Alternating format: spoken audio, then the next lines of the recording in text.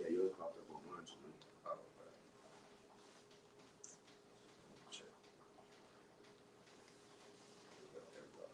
Okay, come.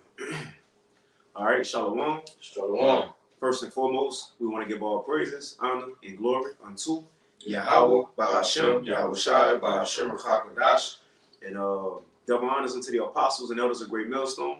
Peace and blessings to all you IUIC out there who pushing His word with all truth and sincerity, and as well as to all you believers out there who believe in on the gospel. And this is a couple of brothers from the Great Millstone, Dallas, and Houston church, and we want to go into a quick lesson. As you've seen, I guess it's going to be the hot topic of the week now. If nothing else arises, a lot of stuff happening within Israel, how men acting, the different doctrines that's been coming out.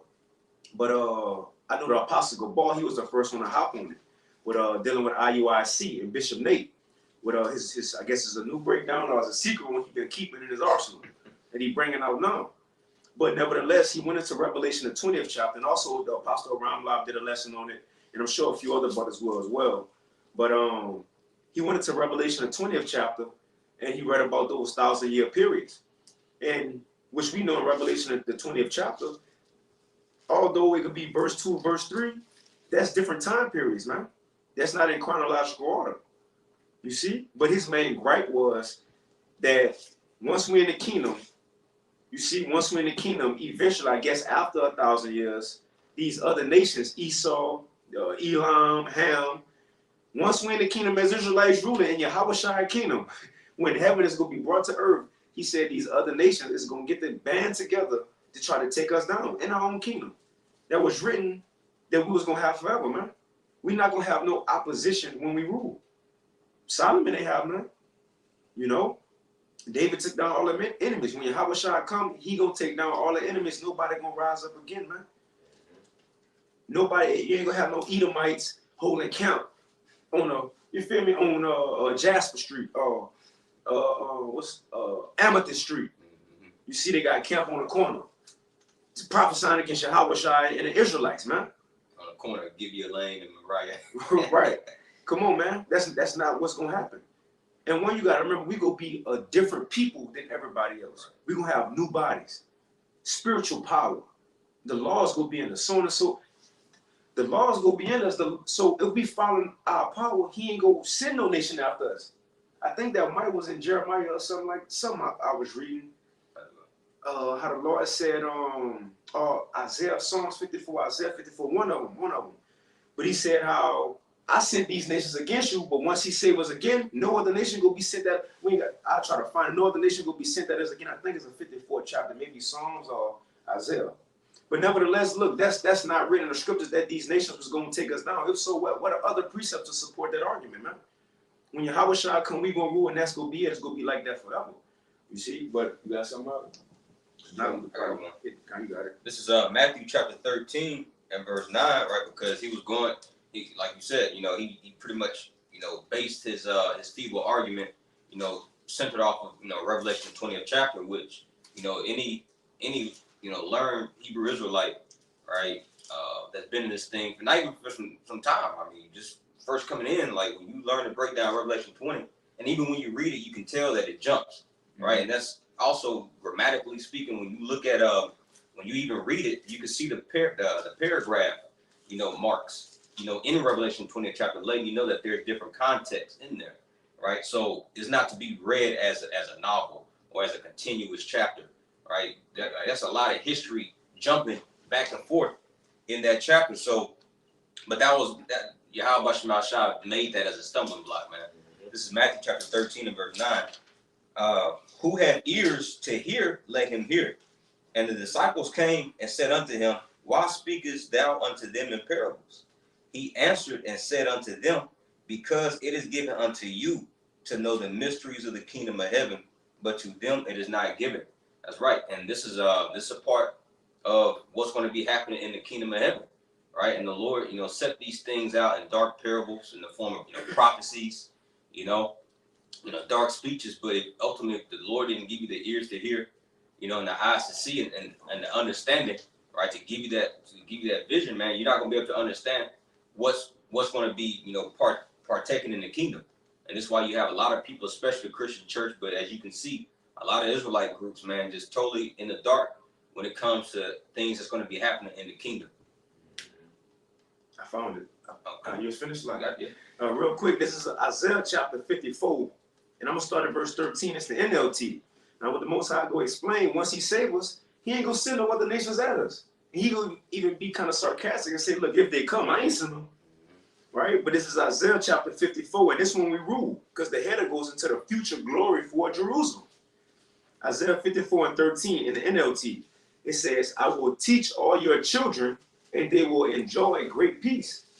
You will be secure under a government that is just and fair. Your enemies will stay far away.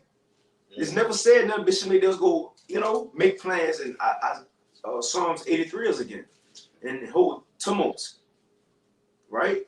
It says, your enemies will stay far away. You will live in peace, and terror will not come near.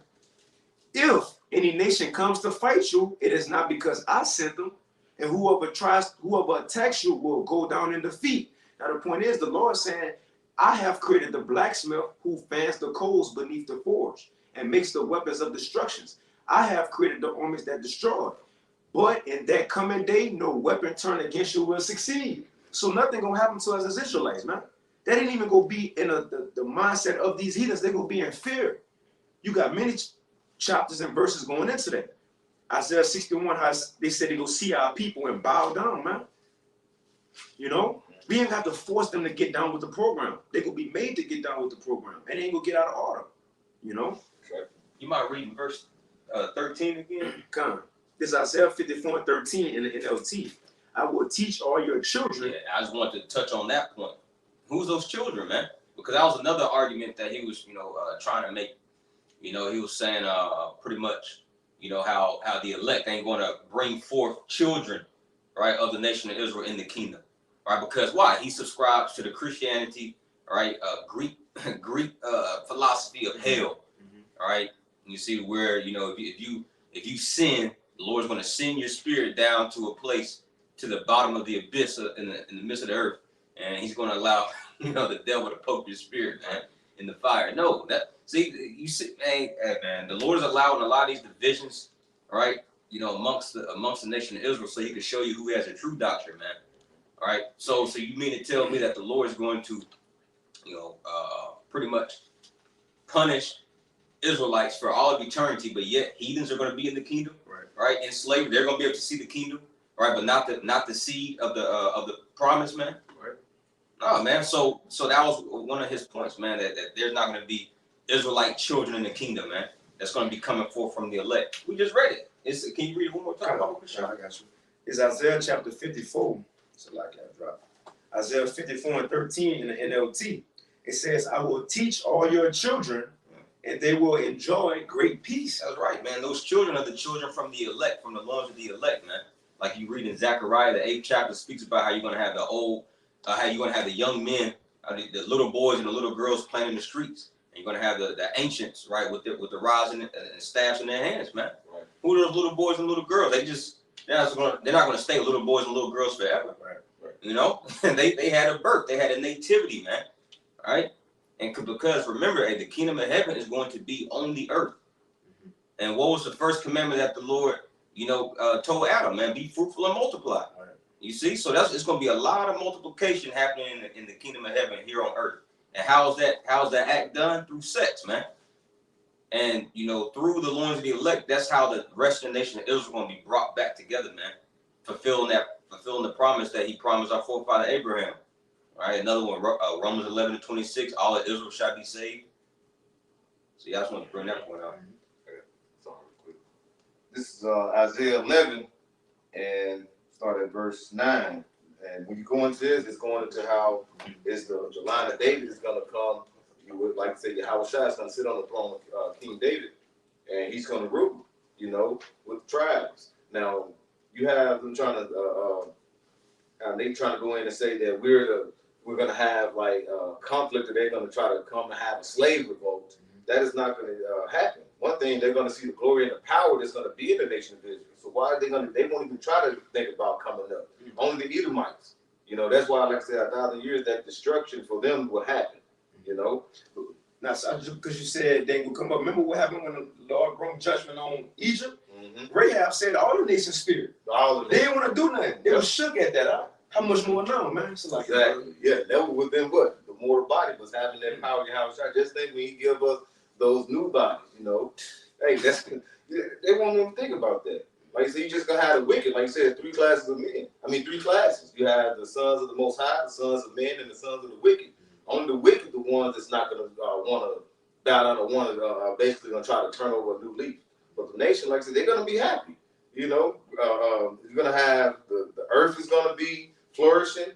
You know what I'm saying? The kingdom's gonna be flourishing, so they're gonna be at peace, and they're gonna be at peace when we say, "Hey, we finna after 1,000 years, we finna go put all these Edomites, round them up and be strong. You know, get the pure wickedness off the earth at that time." All right, this is Isaiah 11 and verse 9, and like I say, this is like I say when the throne of David is being established and the kingdom of heaven is being restored upon the earth. It says, "Nothing will hurt," and this is an NLT. "Nothing will hurt or destroy in all my holy mountains. For as the waters fill the sea, so the earth will be filled with the people know the Lord. In that day, the heir of David's throne will be a banner of salvation to all the world. The nation will rally to him." Listen to that. The nations will rally to him. That reminds me of Isaiah 14. You know, it says, "And the land where he lives will be a glorious place." All right, you see that? The land where he lives will be a glorious place. They're not going to want to receive from that. So when he says it's going to become something like a slave revolt, you know what I'm saying? Because we will have the other nations in subjection, you know, because we're going to be rulers of the earth. When you have a nation that's ruling, the rest of the nation will be in subjection. That's just how the things go, you know. But the Lord says he's going to take back the kingdom. It's not going to be nobody trying to say, okay, well, we're going to come together. You know, because we're going to be doing all. Right. You know? All right. You got something about it? Con, just something real quick. Let's see. Ooh, yep. This is Jeremiah 3:17 in the NLT. "In that day, Jerusalem will be known as the throne of the Lord Yahweh B'Hashem Yahushua. All nations will come there to honor Yahweh B'Hashem Yahushua. They will no longer stubbornly follow their own evil desires." Why? Because they're going to see Yahushua, right, and 144,000 elect men, right, in that perfect, pristine, powerful estate, man. They know, like, bro, we will be dumb as hell. That'd be committed suicide, man, to try to come up against these men. All right, because remember, man, hey, the way Yahushua is about to come and enter into this atmosphere the second time, man, right, it's going to be, you know, something that the world has never seen. You're going to have a huge fathership accompanied by millions upon millions of angels, man, cracking wide open the sky, man, and just fire just coming out. So you think that they're going to think, okay, well, shit, maybe these AKs and, you know, these feeble weapons of ours, you know, will be able to take them. No, man. Because even when you read Ezekiel the 39th chapter, it speaks about how we're going to be burning all their weapons of war. Yeah. So if they do try to come up or want to come up against us, with what weapons, man? We done burnt up all your weapons. There's going to be peace, man. I got it real quick when we can get to that Revelation 20. Because when you go to 2 Samuel, the 7th chapter, remember this when David was being told about his son, Solomon. But when you read it, this pinpoint Yahushua, the everlasting kingdom, beaten with the stripes of men. Now, although we know David took down all the enemies, so Solomon did have a kingdom in peace. But how much more now when he come back for an everlasting one? And that's the point I want to get. This is 2 Samuel chapter 7 and verse 10. Now, mind you, it's going into Solomon kingdom, right? It says, "Moreover, I will appoint a place for my people Israel, and I will plant them that they may dwell in a place of their own and move no more. And neither shall the children of wickedness afflict them anymore as before time." So there ain't gonna be no more uprising against the children of Israel ever. We ain't gonna go through no affliction, hard times again, man. You know, that's what it is. And these things are set. You know, you got it. Okay. I'm going to get that Revelation 20 for you. It's, I'm going to start from the top. Revelation 20 and verse 1, he says, "And I saw an angel come down from heaven, having the key of the bottomless pit, and a great chain in his hand. And he laid hold on the dragon, that old serpent, which is called the devil and Satan. Right, was that's the so-called white man by way of his power structure. Back then it was the Roman Empire, you know. But it's that same devil, as it says, that old serpent, that same spirit that was in the garden, you know, that same wicked spirit that was in Cain and Esau and their descendants. This that same man, but by way of that mainly the Western Roman Empire at the time. You see, you got it out. It says, I'm starting verse 2 again. It says, and he laid hold on the dragon, that old serpent, which is the devil and Shaitan or Satan, and bound him 1,000 years, and cast him into the bottomless pit, and shut him up, and set a seal upon him. In other words, took his power away, his authority in the earth. He took it away. It says that for 1,000 years. That's when that Western Roman Empire fell. Then who rose after that? The Eastern Roman side, which was Israelites, Jakes. That was the Byzantine Empire, which people know as the Dark Ages. You know, they say it's, you know, the Dark Ages because, you know, nothing happened. You know, history was lost. You know, no, you was cut off. That's why I was dark. You was cut off. You weren't making no noise. You know, but that's that 1,000 years is going into now. Esau falling, and you know, Jake in the Byzantine Empire getting that dominion, man. You got it, brother. Yeah, that's like you say, that seal is going to that, like you said, that Dark Ages, because he said it was the amount of time where that seal will expire, and he'll come out for a short season. That's actually in the same chapter. Come, yeah, verse 7. You know, so that's going into when he's going to be loose. He that 1,000 years. That's the seal that was set upon him. You know, that's when they was pushed back into what those caves, those mountains. You know, what was if I'm not mistaken, from like 470 BC to, you know, to up to 1,080 for the Dark Ages. Dark Ages was roughly around, I think it was like 427 BC to like maybe 1400s, 1400s. Yeah, right at 1,000. In the books, it got 1350, but it's really like, you know, early 1400s. Yeah. But you can look it up. It said 1,000 years. Yeah, right at 1,000 years. Yeah. So the scriptures line up, and this was written before that happened. You know. Right. It says, verse 3 again, and cast him into the bottomless pit, and shut him up, and set a seal upon him, that he should deceive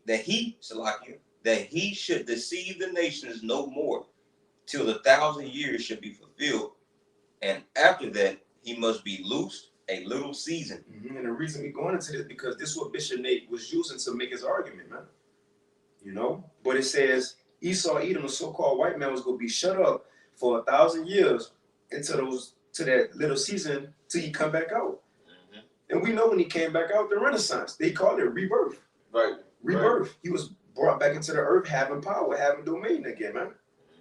You see, you got it, bro. Verse 7. And see, and it's the thing, as the apostle around life always go into. This is not in chronological order when we read it. We were at verse 1 through 3, and then when you jump to 7, it continues from that because verse 5, 4, and 5, and 6 talk about another time period when we gonna rule with Yahushua, and that rule, and we gonna after we read 7, we'll go back up. But that rule with Yahushua is not just for 1,000 years. So you telling me the Lord waited roughly 2,000 years to rule, but he only gonna get 1,000 when he do come back down? No, man. This will be an everlasting thing. That 1,000-year period when we rule is going into, the first dominion, and roughly around the time, because we don't know how long them days gonna be, but this will be the time period when these heathens will be in captivity, building back up the earth. You see, in Isaiah 14 going to the same thing. But after that, then Esau will get destroyed. These nations still gonna serve us. It never said nothing up and down about them coming against us, though. You know? Okay, cool. You got it, bro. I say too. That's why the Lord on the scripture say read precept upon precept, precept upon precept, line upon line, line upon line. Here a little, there a little. It's not gonna be directly. That's why you got to break it down correctly. You can't just go straight through and say this is what happened and like kind of mentioned in chronological order. This is something that you're supposed to jump, precept upon precept, especially in Revelation 20. And it's Micah chapter 4 and verse 8. He says, and thou, O tower of the flock, the stronghold of the daughter of Zion, and who was that? The elect. Unto thee shall it come, even the first dominion, the kingdom shall come to the daughter of Jerusalem. You see? So, you know, this is what Revelation 20th chapter is going into, right? The 1,000-year reign, right? That's coming first and foremost for the elect. That's where the 144,000, right? And Yahweh, well, first and foremost, Yahweh shot 144,000. That's when that rod of iron that's spoken about in Revelation 2nd chapter is going to really be cracked over the skulls of these heathens, man, to like house break them, to like, you know, restore, you know, order back in the earth. And it's gonna be a rule. It's gonna be a rule that's very, you know, rough. It's gonna be a rough regime, man, because, you know, you see all the type of, you know, abominations and evils that these nations are used to. You know, you're gonna have to clean up all this concrete, just get all this, just purge all this wickedness that this devil has pretty much deceived the whole earth with, man. You see, so that's what this 1,000 years is going into. All right. Now you can read through again and jump to 7, Okay. and then we'll just go back into 4 and, you know, Okay, run through it. Then we, you know, just flow. God. Okay, reading verse 3 again, Revelation 20:3. And cast him into the bottomless pit and shut him up and set a seal upon him that he should deceive the nations no more till the 1,000 years should be fulfilled. And after that, he must be loose a little season. Right, so it's giving a foreshadowing on what was to be dealing with the so-called white man. Right, he was going to be shut up. He was going to lose his power, and that's when Western Roman Empire fell. Then you had a 1,000 years of the Dark Ages, man, when Jake was ruling the Byzantine Empire. But then he was going to come out of that locked up estate, that lower state, and the Lord's going to give him dominion again to go out and deceive the world. And we living in that part. He came out and deceived the world. Correct? Not just the, you know, not just the city, but the world, man. But we living in that. That's why we got the white image, you know, Jesus. Again, Renaissance. You see, you got to do, bro. God. Verse 7, Verse 7, skipping down to verse 7. And when the 1,000 years are expired. So when the Dark Ages go be done with, when Jake was going to be finished ruling, and Esau was going to be done being in that lower state, what was going to happen? It says, and when the 1,000 years are expired, Satan shall be loosed out of his prison. And that's where we get the Renaissance from, man. You see, the rebirth, and he went back into the earth, and that's when he fulfilled that Genesis 27 blessing. You see, when he was given the fatness of the earth and the dew of heaven from above, because before that, Esau didn't have dominion over the whole earth. From this point on, when he was loose that little season, from that point on, this man got, the domain over the whole earth, and that's what we living in today. You know, you got something? You can jump up to 4 now. I can just read it through. Yep, skipping up to verse 4. It says, and I saw thrones, and they sat upon them, and judgment was given unto them. Who will sit on those thrones? The brother just said that's the 144,000. Did not Yahweh say when Peter asked him, which, you know, David asked him, right? When Peter asked him, he said, Lord, seeing that we have left everything behind, what shall we have done for? Yahweh said, y'all go sit on thrones, judging the 12 tribes of Israel. Psalms 122, when it said, you got it. It's Psalms chapter 122 and verse 5. For there are set thrones in judgment. You can read like 3. Yep. Psalms 122 and verse 3. Jerusalem is built as a city that is compact together. So when we come back, when the Lord brings his people back, when we begin to rule, whither the tribes go up, the tribes of the Lord, unto the testimony of Israel, to give thanks unto the name of the Lord. For there are. I'm slack. I can say it's for there. So in the kingdom, it's going to tell us what's going to be set up, man. For there are set thrones of judgment, the thrones of the house of David. As a matter of fact, I'm skipping down verse 7. Peace be within thy walls, and prosperity within thy palaces. So you ain't saying nothing about a revolt? No. All right. It's peace. Yeah. It's going to be peace, man. We don't have no worry or thought that our slaves get out of line. And it also proves that, right, in Ezekiel, the 30th chapter, when it speaks about the land of the unwalled villages, it's not talking about the kingdom of heaven, right? Because that was another point that Bishop Nathaniel was trying to make. When you read Ezekiel 38, it's talking about when you read the unwalled villages, he said that that's going to the kingdom of heaven. No, we just read that that it's going to be peace within our walls. We're going to have walls, man. The land of unwalled villages is going into America. You know, that city that dwells carelessly, as it says in Zephaniah, the 1st chapter, man. You know, and when you travel throughout the United States, right? You don't, each city or each, state that you go through, you don't have to pass through no walls. Right. This is that land that dwells carelessly. Why? Because it's away from all these other nations to where it doesn't have to, where that's why it's known as the virgin daughter of Babylon, man. You see? But let me go back. You got something up? This is Luke 1 and 32. I started 31. It says, it's going into Yahushua, which will, go into that. It says, I'm reading the NLT, you will conceive and give birth to a son, and you will name him Yahushua. And this is the angel talking to Mary, and he says, he will be very great and will be called the Son of the Most High. The Lord power will give him the throne of his ancestor David, and he will reign over Israel forever. His kingdom will never end. So the other nations are going to understand that. They're going to see that it's going to reign forever and ever. They're going to see the mighty power. You're basically trying to bring the Lord low when you try to say they're going to feel like they can overthrow the throne. Right. When you try to you give it basically trying to say, the other nations, they're going to have power in the kingdom. They be like, we probably can take them down. You don't know the magnitude. You're not really giving the people the magnitude of how glorious the nation of Israel is going to be in that time. That's what we're trying to get to. You're not going to understand that the power that the nation of Israel is going to have is not going to be. It's look like they're something that's never been seen upon the earth. Mm-hmm. When we basically were back in our first estate, and having that power, that glory, we're going to be able to run what's that scripture?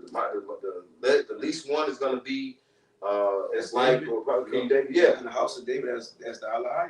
Mm-hmm. Hey, that is pure power, and you got to think how David went through these different armies and stuff.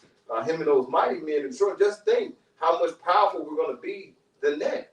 So you trying to say these other nations going to have a mentality saying, what, we making our take these guys. We should try to take this kingdom back. No, they're going to have that mindset of saying, what, we're in a good place. Let's keep them happy. We'll be able to stop the rain. Right. We'll put droughts in their land if they don't get right. You know what I'm saying? If we can't get rights in the kingdom, they got to get back in line. So hey, that's the power we're gonna have. Controlling the elements of the earth. Man, you wouldn't even think that. You wouldn't even fathom to take over. Let's try to do a revolt. Come on, that's really not coinciding with what the kingdom of heaven is going to be like. Yeah, the power that we're going to have. No. Yeah, we're gonna be able to read their minds anyway. Right. So it's not like you even be able to react, upon, even if you did have that wicked thought, it's gonna be rebuked right then and there, man. And we're gonna make, whoever had that thought as a public example. So that thought will never come inside anybody's mind, let alone the actual action that's gonna come forth from it. And we're gonna put it, even if it is, right? They might get drunk one night, he might be drunk too much yaya in the field. You see? And he get that thought. When you go back to the law, because we go be as the Most High that day, we're gonna judge according. When evil, if anything evil arises, what the Most High do? He cut it out quick. Mm-hmm. He cut it out quick. So everybody else can get an example on what not to do. So like the brother saying, if anybody even get a mindset on let's take down these Israelites, which it ain't gonna be that. These nations gonna want to do what they can do, whatever to please us, man, to get on our good side. That's right. That's why I said they're gonna be willing to come bring us all these spices and come bring us their riches. We gonna suck the breast of the Gentiles, man. Mm-hmm. They gonna be willing to do those things, and they gonna be a fight. Like we gotta force them to, man. Right. But even if something was to happen, that's a capital IF. It's gonna be put out very quick, man. I gotta go. This is Daniel 2:44. And in the days of these kings shall the Most High heaven set up a kingdom. And we're in the process of this happening right now. Right, in the days of these particular Gentiles, these heathens ruling, particularly Esau, Edom, the Lord is setting up, right, the throne of the house of David once more. It says, which shall never be destroyed, and the kingdom shall not be left to other people, but it shall break in pieces and consume all these kingdoms, and it shall stand forever. See, so our kingdom is not going to be left to other people, man. Elam, they're not going to be trying to make an alliance with Ishmael and say, hey, let's go and take down, the southern part of Judah. Nah, man. Right. Damn. Yeah, that's why I said we're gonna break them in pieces and consume them. When someone is consumed, that means what? That they have no control over themselves, man. Right. You see, Isaiah. I got another quick one for you. Isaiah chapter 55 and verse 12 in the NLT. You will live in joy and peace. The mountains and hills will burst into song, and the trees of the field will clap their hands. So we're gonna live in joy and peace, man. We're not gonna have to worry about, because that's a curse. Just the very fact that you as a king, like you have to worry about another nation possibly, waging war against you. No, man. It's gonna be a perfect harmony, perfect, perfect peace. And once again, I had quoted Ezekiel 39. If I can get it real quick. This is Ezekiel chapter 39. Now, this is after, World War III, man. This is pretty much the aftermath of World War III, right? This is Ezekiel chapter 39, because in the prior chapter, Ezekiel 38 chapter speaks about God and make God, right, gathering together all these little nations as we see happening right now, right? The next chapter goes into the aftermath of World War III. Ezekiel chapter 39 and verse 8 in the in KJV. Behold, it is come and it is done, saith the Lord power. This is the day whereof I have spoken. And they that dwell in the cities of Israel, right? And who's going to be dwelling there at this time? Us, man.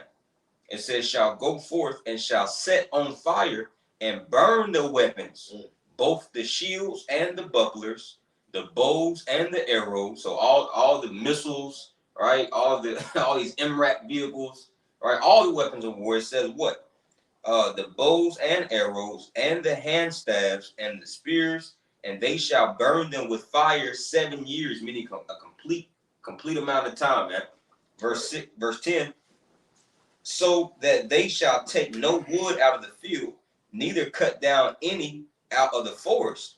So they're not going to be able to, cut down any tree. These heathens, they're not going to be able to cut down any of our trees and try to make a weapon out of that. Right. It says, for they shall burn the weapons with fire, and they shall spoil those that spoil them, and rob those that rob them, saith Yahweh Bashar Shah.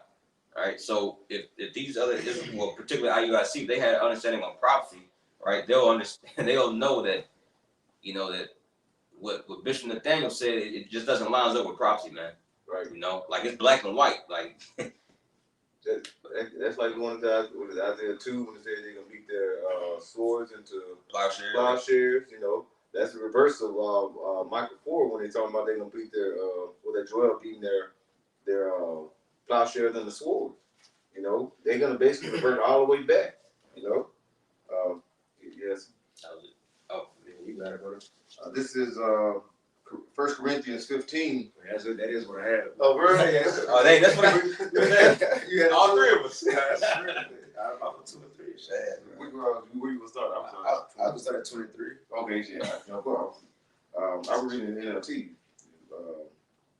Just because like I say, get that background and get that of the understanding. It's 1 Corinthians 15 and 23. It says, but there is an order, in NLT is that, but there is an order to this resurrection. Mashiach was raised as the first of the harvest. Then all who belong to Mashiach will raise when he comes back. It says, after that, the end will come.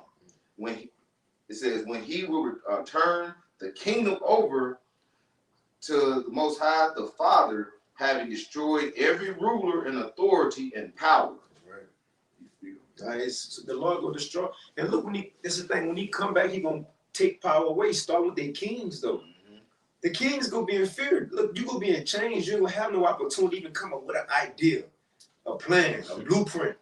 Why how should I sleep? We gonna, because it's cupbearer, so right. He will be sleep, man. Come on, man, we will have power. Power. And you know what? Because these heathens still gonna be in these regular bodies, right? They ain't gonna have the second covenant with the laws in them. Now they gonna be trying to keep the laws we trying today. But even if Esau was to raise up and try to get in these heathens' ear, they gonna be in so much fear, they might go tell on Esau. Just like Mordecai did them 2 spies with Cyrus. You see, or Xerxes. But these people go be on our side in that day. Because you know what? Proverbs 29:2, they gonna understand the way we rule is beneficial to them. That's right. Beneficial to the world, so why would they get out of line? Come on, man. Especially when Esau get taken out the way, that's gonna put fear into them. That's right. Because they go, okay, so if you do this, then that's the judgment. We ain't gonna do that then. You know? So all rule, all authority go put down the day Yahweh shall come back, and it's never gonna raise up again, man. They ain't gonna have the white, Jesse Jackson and Biden, you raising up. Yeah. Trump. Dabu. Yeah, yeah. Come on, man. No, man. You got it, Doc. It's, verse 25. Y'all read 24 again. It says, at the end, and that end, and after that, the end will come when he will turn the kingdom over to Yahweh the Father, having destroyed every ruler and authority and power. For Mashiach must reign until he humbles all his enemies beneath his feet. And the last enemy to be destroyed is death. All right? And the last enemy, like you say, is going to be destroyed is death. Now, that's why, like I say, when they're destroyed, you got to think Esau is also the harbinger of death. You got to think also, Yahweh Shai, he already conquered death in these mortal bodies. He came back, and he's going to come back. And I mean, he is a man. Yes, death is going to be destroyed. One thing is, that's why you got to take Esau, the wicked, out the earth. And that's what's going to happen. Like I said, the last enemy is destroyed is death. So we're going to say, okay, if death is destroyed, now let's go ahead and destroy the harbinger of death after that 1,000 years. Who is that going into Revelation 6, that red horse? Death and hell followed. That's Esau Edom. So we're going to get rid of that. So these other nations, the priest just mentioned it, they're going to see that and they're like, okay, that's some power. And we see what happened to them. So from their generation, they'll still be dying and coming back. Because like I said, they're not going to have those mortal bodies. They're not going to have that the everlasting covenant within them. You mean so, immortal? Immortal, yes, like it.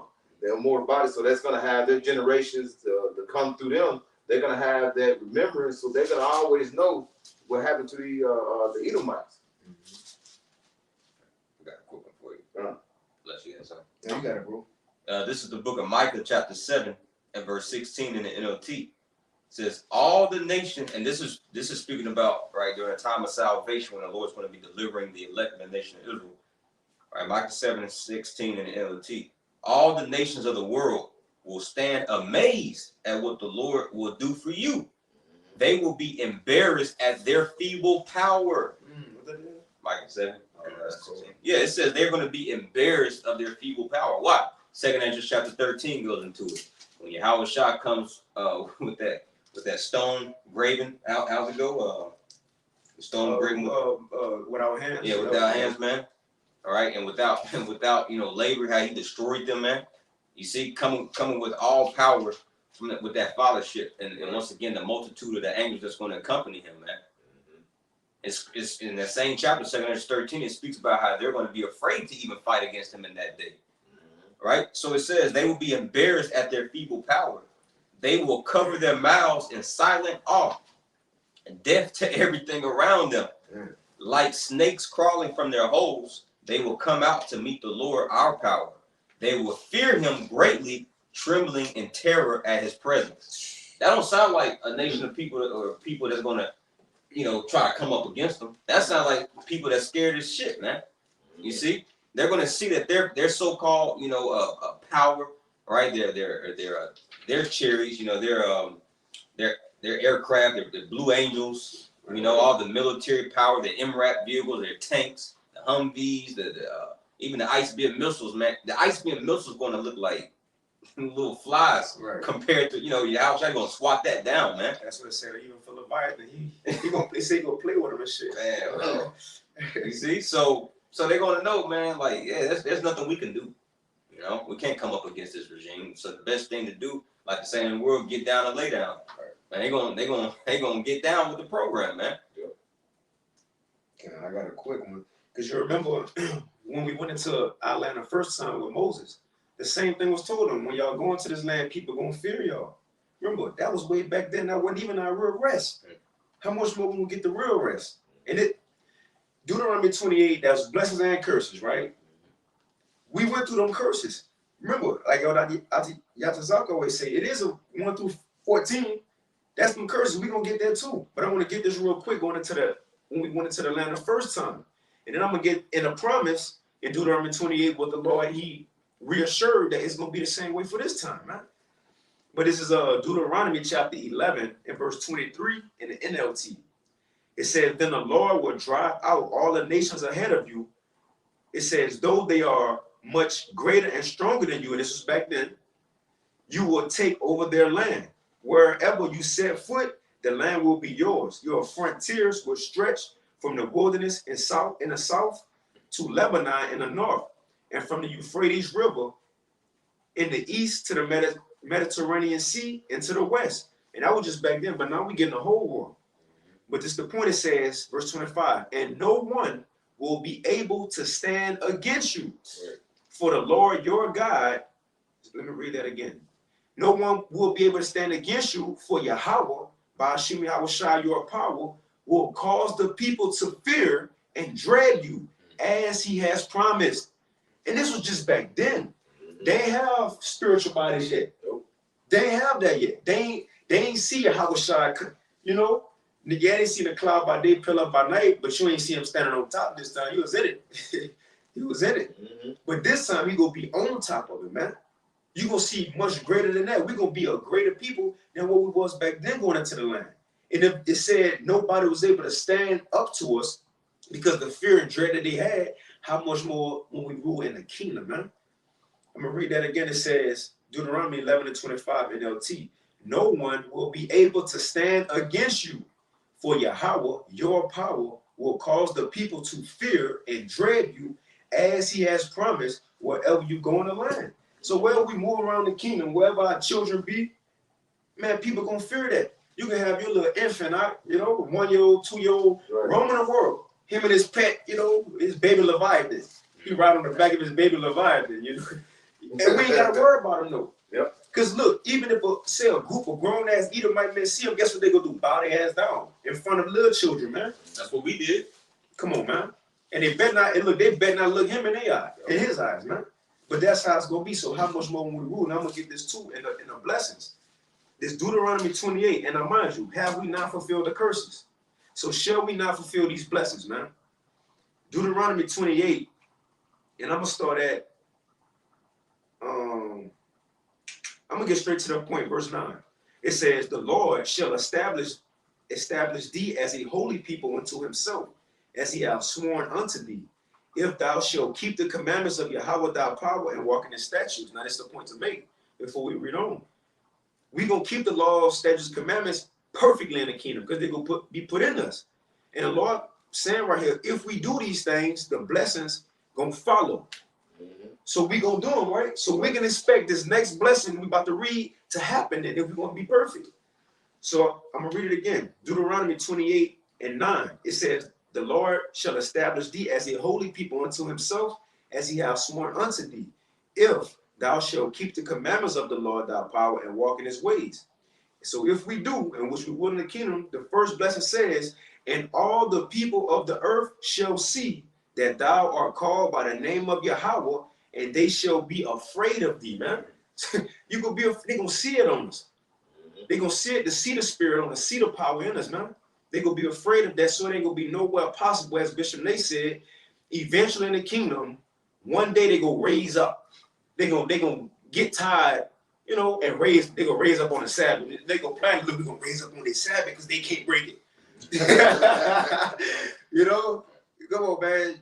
Nah, it's not gonna happen, man. Andrew Jackson, you know, he could try to go in the land of Gad again. Come on, man. Yahweh Shai will have to lose no virtue anymore, or even have to use it in that day, man. For what?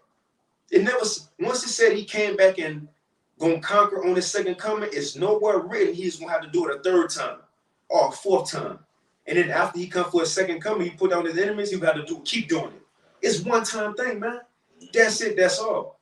So no other nation will rise up against us in the kingdom of heaven when we rule on the earth. It's not gonna happen, man. You know. Oh shit! In Luke 16, with the rich man and Lazarus, it's gonna be a great gulf fix, a separation. We ain't ever gonna live like a heathen again. They never gonna see what it's gonna be like to live like an Israelite, man. It's gonna be a great separation between us and them. So seeing we never go through the things as we went through in captivity, and what's one of them? People rose up against us. That's not gonna be no more, man. You know, you gotta do all so like that. One last one. This is Isaiah 60 and 12 in the NLT. For the nations that refuse to serve you will be destroyed. Simple as that. Hey, drop the mic at the camera. Yeah. You gotta bring it out again, though. Right? Okay, got it. This is Isaiah 60 and 12 in the NLT. You got it. Right? For the nations that refuse to serve you will be destroyed. That's it. So nobody gonna refuse, man. Right. And if they do, it's gonna be harder on them. Just the simple thing is if they don't come up and on our high holy days, when they come around, we go send a famine in their land. So if they don't serve us, they gonna be put in a worse state, man. And I don't think they're gonna want to do that. You know? Especially when they see the fear of in all Israelites, man, it's gonna be in game, man. When the Lord said we gonna live in peace, no more worry, that's a worry. Your slaves rising up, that's a worry. We gonna live in no more worry or sorrow. Come on, man, we gonna be good forever. And that's what Yahweh Shai bringing to the earth. And like you said earlier, that's offensive too. That's offensive for you to say that heathens go rise up again when Yahweh Shai back in this world, man. What he said, if this was my kingdom, my servant go fight. The point is, his servants ain't gonna have to fight no more. Nope. He gonna give his servants peace, man. Yep. We done fight. This is the warfare right now. Although, you know, you gotta watch what you say. You know, we ain't fighting a physical battle, you know. But this is the warfare right now, man. Yahweh Shai come and save us from all this, man. That's it and that's all, you know. You got something? Just quick point. If they say they're gonna basically it'll be no more weapons, what they gonna fight with? They're gonna throw their setup out. Right. Hey, that's that don't make sense. Come on, man. But hey, with that, Lord willing, this lesson was edifying. You know, the apostle, he popped it off, the apostle Gabal, and he said for brothers to go ahead, they get your spiritual, 2 cents in. You know, so Lord willing, this was edifying. You know, I'm sure brothers will have different perspectives as well. But this is what we supposed to do, man. We sit here to defend the gospel. You know, especially defending our Lord Yahweh Shai, which a lot of men, they be trying Yahweh Shai, man. You see, but with that, we want to give all praises, honor, and glory unto Yahweh, Bahashem, Yahweh Shai, Bahashem, Rachakadash, and double honors unto the apostles and elders of Great Millstone. Peace and blessings to all you IUIC out there, 144,000, who pushing this word with all truth and sincerity, and as well as to all you believers out there who believe on the gospel. Keep fighting, keep pushing, and we almost out of here. And with that, shalom. Shalom.